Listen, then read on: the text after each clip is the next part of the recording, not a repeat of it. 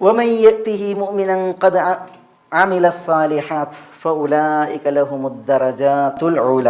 ദറജാതുൽ ഉല എന്നുള്ളത് സ്വർഗത്തിൻ്റെ ഉന്നത പദവികളെയാണ്, ദറജകളെയാണ് അറിയിക്കുന്നത്. അത് ഇവിടെ വിശദീകരിക്കുന്നുണ്ട്. ദറജാതുൽ ഉല അതെന്താണ് വിശദീകരിക്കുന്നത്? ജന്നാതു അദ്നിൻ തജ്രി മിൻ തഹ്തിഹൽ അൻഹാറു ഖാലിദീന ഫീഹാ വദാലിക ജസാഉ മൻ തസക്ക. ഈ ദറജാതുൽ ഉല എന്താണ്? അത് ജന്നാതു അദ്നിൻ. ജന്നാതു അദ്ൻ. എന്താ ജന്നാതു അദ്ൻ? അദ്ൻ എന്ന് പറഞ്ഞാൽ അതാണ് ഇഖാമത്ത്. ഇഖാമത്ത് താമസം, സ്ഥിര താമസം. ഇഖാമത്ത് സ്ഥിര താമസത്തിൻ്റെ ജന്നാത്ത്, തോപ്പുകൾ. തോപ്പുകൾ ജന്നത്ത് ജന്നാത്താണ്. നമ്മൾ പറഞ്ഞില്ലേ, ജന്നത്ത് എന്താണ്? ജന്നാത്താണ്. തോപ്പുകൾ കൊണ്ട് സംവിധാനിക്കപ്പെട്ടതാണ് ജന്നത്ത്, അൽ ജന്ന. ഇന്നഹ ജിനാൻ എന്ന് പറഞ്ഞേ. ഇന്നഹ ജിനാൻ ആരോടെ പറഞ്ഞേ? നസ്രാസ്ലം മതങ്ങൾ സഹാബി വനിതയോട് പറഞ്ഞില്ലേ? ഉമ്മുന്നുഅ്മാനോട് പറഞ്ഞില്ലേ? ഉമ്മുന്നുഅ്മാനോട് പറഞ്ഞില്ലേ? ഇന്നഹ ജിനാൻ, സ്വർഗം തോപ്പുകളാണ്.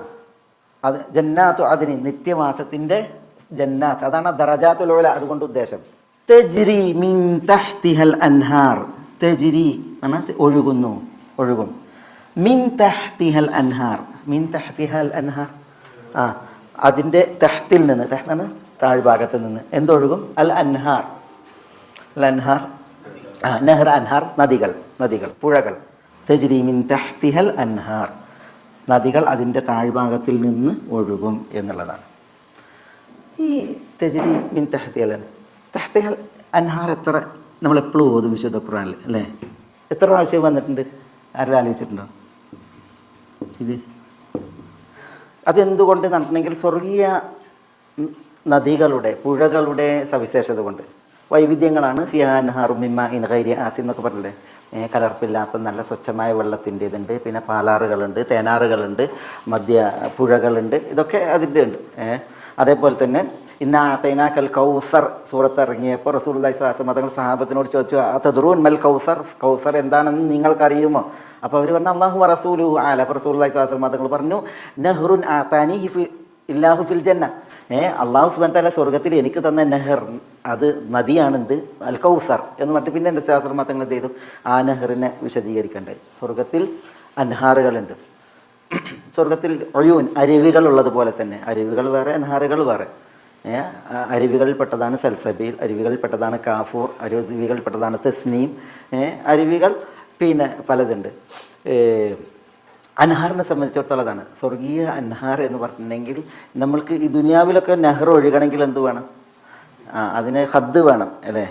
ഭൂമിയെ പുലർത്തിയിട്ട് അതിനാണ് ഒഴുകുക.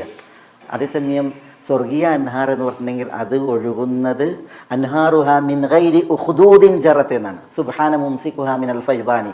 ഇബ്നുൽ ഖയ്യിം അദ്ദേഹത്തിൻ്റെ നൂനിയയിൽ പറയാണ് അൻഹാറുഹാ, സ്വർഗത്തിലെ അൻഹാർ, പുഴകൾ, മിൻ ഗൈരി ഉഖ്ദൂദിൻ ജറത്ത് എന്നാണ്.